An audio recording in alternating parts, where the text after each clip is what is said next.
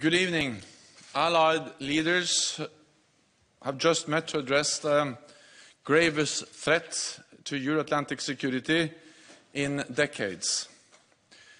I invited NATO's close partners, Finland, Sweden and the European Union, to our summit because this crisis affects us all. Russia has shattered peace in Europe. The people of Ukraine are fighting for their freedom in the face of Russia's unprovoked invasion. We deplore the tragic loss of life, enormous human suffering and destruction.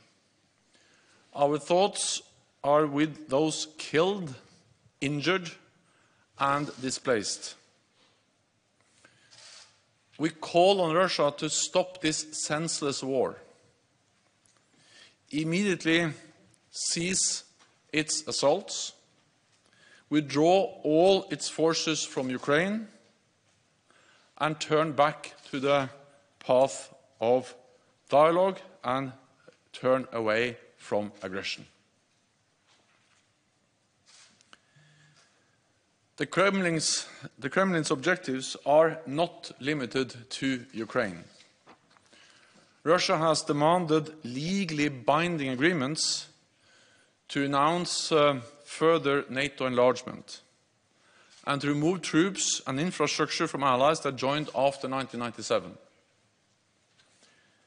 We are facing a new normal in European security, where Russia openly contests the European security order and uses force to pursue its objectives. The world will hold Russia and Belarus accountable for their actions. Russia as the aggressor, Belarus as the enabler. President Putin's decision to pursue his aggression against Ukraine is a terrible strategic mistake, for which Russia will pay a severe price for years to come. NATO allies and the European Union have already introduced significant sanctions,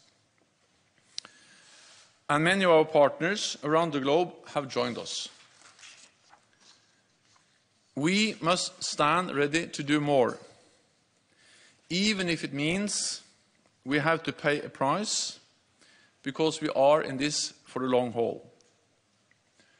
At the same time, the Russian people must know that Kremlin's war on Ukraine will not make Russia more secure. It will not make Russia more respected in the world. It will not lead to a better future for your children. In response to Russia's massive military build-up over the past months, we have already strengthened our deterrence and defense. Yesterday, NATO allies activated our defense plans. And as a result, we are deploying elements of the NATO response force on land, at sea and in the air, to further strengthen our posture and to respond quickly to any contingency. The United States, Canada and European allies have deployed thousands of more troops to the eastern part of the alliance. We have over 100 jets at high alert operating in over 30 different locations, and over 120 ships from the high north to the Mediterranean, including 3 strike carrier groups. There must be no space for miscalculation or misunderstanding.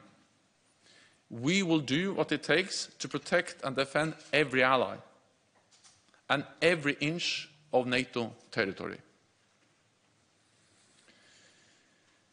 Leaders today also made clear that we must continue our support to Ukraine.